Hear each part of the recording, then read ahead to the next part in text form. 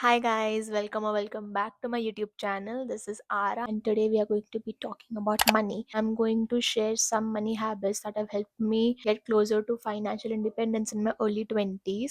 These aren't some rules from a book. These are tried and tested systems that I actually follow and they've completely changed how I look at money. So if you're someone who is struggling with savings, overspending, or just want to get your finances together, stay till the end and let's get started.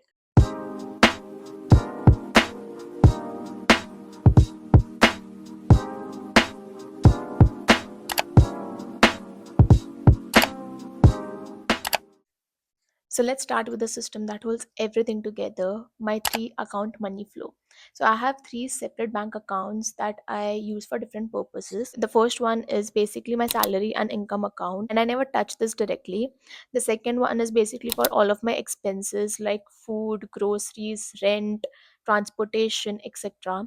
And the third account is for my savings and investments. So this helps me keep a track of what I can spend versus what I shouldn't. And it also automatically creates friction, which stops me from dipping into savings unnecessarily. So once my accounts are in place, I map everything out in an Excel sheet and Notion. I divide my expenses into color coded categories for things like, again, groceries, commute, rent, and all the other expenses. So you don't need a finance degree, you just need to know where your money is going, and that helps you plan your finances in a better way. The next thing that I follow is something that's a little unconventional and it might not work out for everyone. I actually don't use SIPs. Instead, I invest manually every month. Why? Because I want to know where my money is going and adjust if my income and expense changes. It also makes me pause and think where I invest rather than just treating it like a background app. So the next one is my personal hack and I call it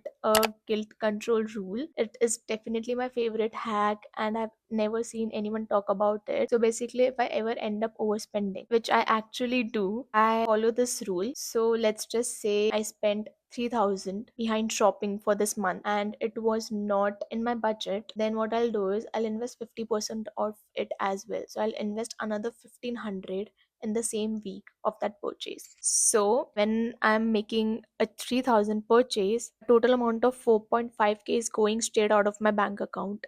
So this rule makes me think twice before scanning the QR code. And yeah, it's my way of reclaiming the control instead of spiraling into guilt. And the best part, it balances the regret with progress. Now, this one is going to be a long one. It's my impulsive spending toolkit. Now, let's be honest, we all get tempted. So, instead of forcing myself to be disciplined, I have built a system that helps me handle these moments. And here is what's in my impulse control toolkit. The first one is wishlist waiting rule. I think a lot of you must be knowing this rule. So basically, I never buy anything on the spot, like online. I add it to the wish list and then I give it 7 days. If I still want it after a week, I just add to the cart and like I'll just make the payment. But if I forget about it, even better.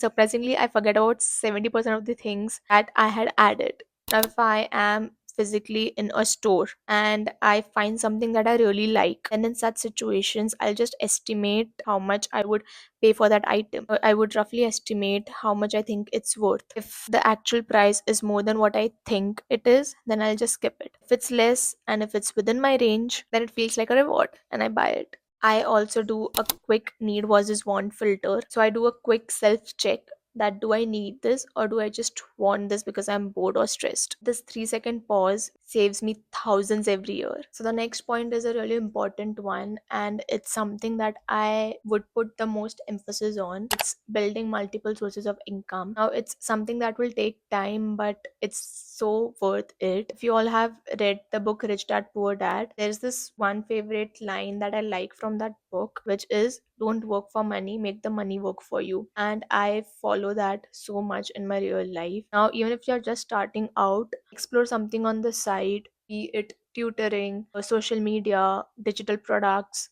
or even freelancing. There are multiple options available. Explore them, find what suits you, and just start.